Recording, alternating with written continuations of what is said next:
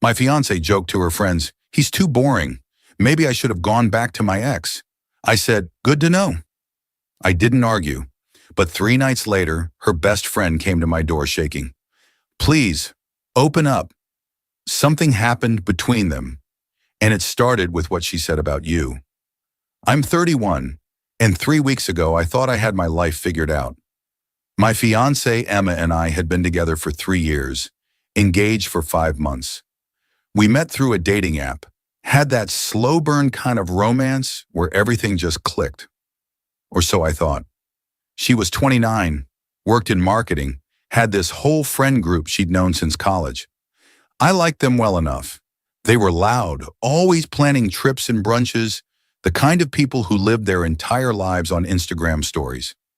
The comment that changed everything happened on a Friday night in early November. Emma was having her friends over for one of their regular wine nights. I was home but stayed in the bedroom, giving them space.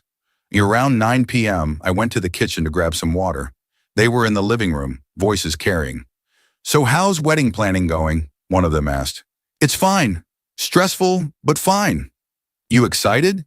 Emma paused. "I mean, yeah, of course. You don't sound excited." "I am, it's just, I don't know. Sometimes I wonder if I'm settling." My hand froze on the refrigerator door. Settling? Girl, he's great. Stable job, treats you well, wants to marry you. What more do you want? I know he's great, but he's also kind of boring. Like we never do anything spontaneous. It's all routines and schedules. Sometimes I think about Tyler and how exciting things were with him. Tyler, her ex, the guy she dated for 2 years before me. The one she told me was toxic but passionate. Another friend chimed in. Tyler was exciting because he was a mess.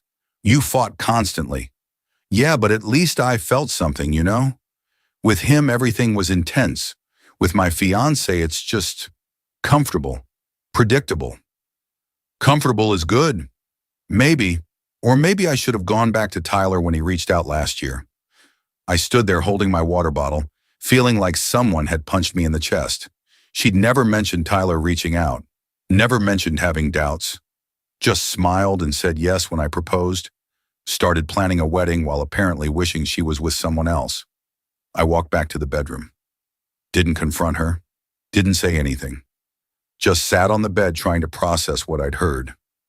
Emma came in around 11 p.m. after her friends left. "Hey, you okay? You were quiet tonight." "Yeah, I'm fine." "You sure?" "Just tired." She kissed my forehead. "Okay, love you." "Love you too." But I didn't sleep that night. Just lay there staring at the ceiling, replaying her words over and over. The next morning I was up early making coffee when Emma came into the kitchen. "Morning." "Morning. You're up early. Couldn't sleep. Everything okay?" I turned to face her. "I heard what you said last night." Her face went pale. "What?" "About me being boring. About wishing you'd gone back to Tyler." That was just girl talk. I didn't mean..." "Did Tyler really reach out last year?" She looked down. "Yes, but I didn't respond. I chose you." "You chose me? That's what this is? A choice you're not even sure about?" "That's not what I meant." "Then what did you mean, Emma? Explain to me how telling your friends you're settling and wondering if you should have gone back to your ex is anything other than exactly what it sounds like." "I was just venting. Everyone has doubts sometimes."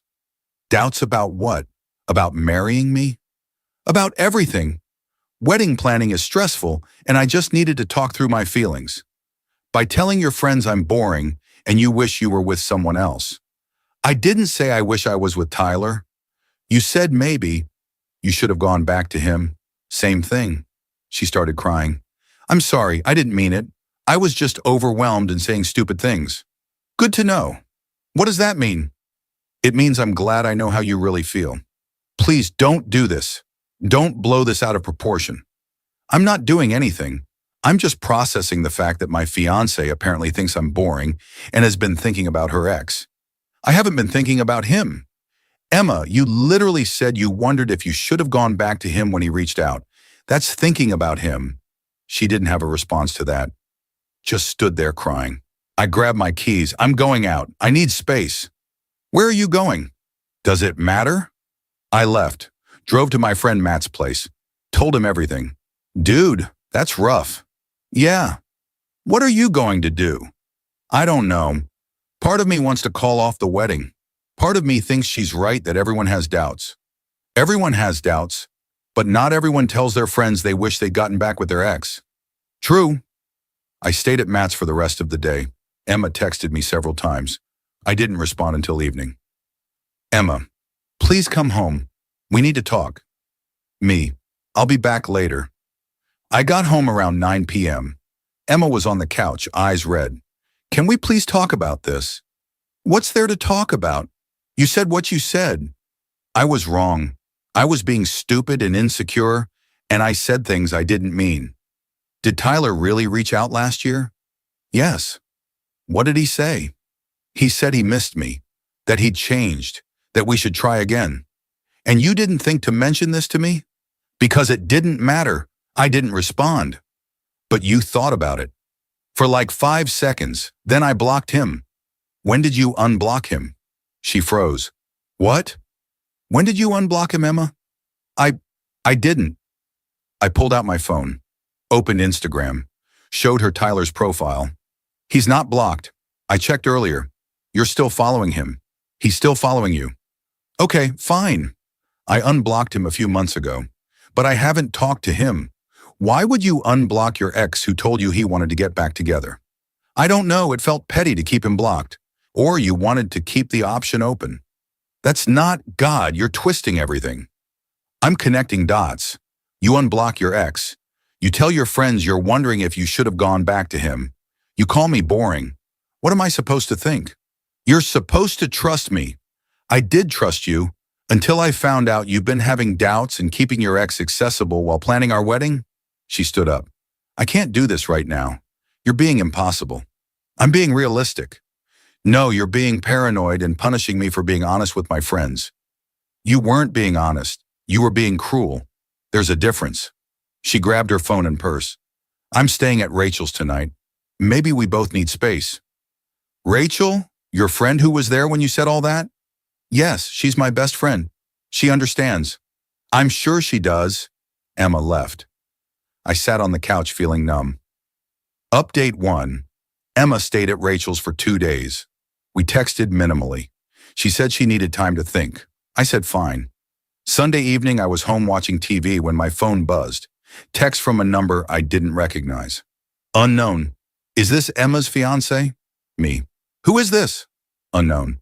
Tyler, we need to talk. My heart started racing. Me. About what? Tyler. About Emma. She reached out to me. Me. When? Tyler. Yesterday. Said she wanted to meet up. Talk about old times. Me. And Tyler. And I thought you should know, I'm not interested in getting between you two. But she seemed pretty insistent. Me. Did you meet up? Tyler. No. That's why I'm telling you. I told her it wasn't a good idea and she got mad. Said you didn't understand her. I stared at my phone. Emma had reached out to Tyler. After our fight, after telling me she hadn't talked to him. Me. Thanks for letting me know. Tyler. For what it's worth, I think she's confused. But you deserve to know what's going on. Me. Appreciate it. I screenshot the conversation. Sent it to Emma. Me. Interesting chat with Tyler. She called immediately. It's not what you think. Then what is it? I was upset and I just wanted to talk to someone who understood me. So you reached out to your ex, who you told me you hadn't talked to. I didn't talk to him. He rejected me. Oh, so you tried to talk to him. You tried to meet up with him. You just got turned down. I was emotional. I wasn't thinking clearly. Emma, we had a fight on Saturday morning. By Saturday night, you were reaching out to your ex. That's not being emotional. That's having a backup plan. That's not fair. You know what's not fair? Planning a wedding with someone who's keeping her ex on standby just in case. I'm not God. Why won't you listen to me? I am listening. I'm listening to your actions. You said I was boring. You said you wondered if you should have gone back to Tyler. Then the first time we fight, you reach out to him. What am I missing? She was crying again. I don't want to lose you.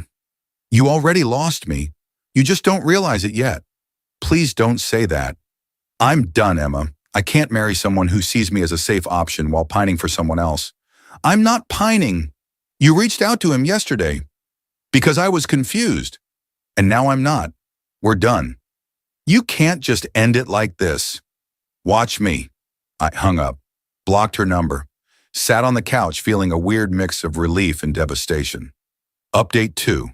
Monday I called our wedding venue and started the cancellation process.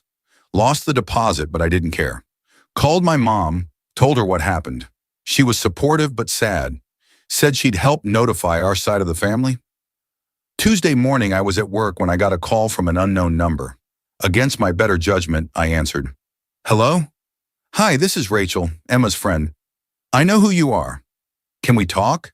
In person? Why? Because something happened and you need to know about it. What happened? Not over the phone, please. Can you meet me for coffee after work? I should have said no, but curiosity got me. Fine, 6 p.m., the place on Main Street. Thank you. I spent the whole day wondering what could have happened that Emma's best friend needed to talk to me in person. 6 p.m. came. I got to the coffee shop. Rachel was already there, sitting in the corner booth. She looked terrible. Red eyes, no makeup, hair in a messy bun. I sat down. What's going on? She looked at me with this expression I couldn't read. Fear? Guilt? Emma's in the hospital. My heart dropped. What? Why? She and Tyler, they met up last night. I thought he said he didn't want to see her. He changed his mind, or she convinced him. I don't know. But they met up at his apartment. I felt sick. And things got out of hand. They were drinking. One thing led to another. Tyler's girlfriend came home unexpectedly and caught them together. Tyler has a girlfriend? Yeah, Emma didn't know. Or maybe she didn't care. But the girlfriend lost it. There was a physical fight. Emma got hurt. Police were called. It's a whole mess. I sat there trying to process. Is she okay? Physically, she'll be fine. Some bruises, a sprained wrist. But emotionally, she's a wreck. She's been calling me nonstop, asking me to get you to come to the hospital. Why would I do that? Because despite everything, I think she needs you. She needs Tyler. That's who she wanted. She made a mistake. She made multiple mistakes, and now she's dealing with the consequences. Rachel leaned forward. Look, I'm not defending what she did. I told her reaching out to Tyler was stupid. I told her she was throwing away something good. But she's still my friend, and she's hurting. So am I. I know, and I'm sorry. I'm sorry I was there when she said those things about you being boring. I should have shut that down. I should have told her how lucky she was. But I didn't, and now everything's fallen apart. That's not on you. It feels like it is. I enabled her. I let her romanticize Tyler when I knew he was bad news, and now you're both paying for it. I finished my coffee. Is there anything else? Tyler's pressing charges against his girlfriend, not Emma. But Emma might have to testify. It's going to be a whole legal thing. Good luck to her with that. You're really not going to see her? Why would I? She made her choice. She reached out to her ex the second things got hard with me. She went to his apartment knowing I'd just broken up with her. What am I supposed to do with that? Forgive her? I might forgive her eventually, but I'm not going to enable her.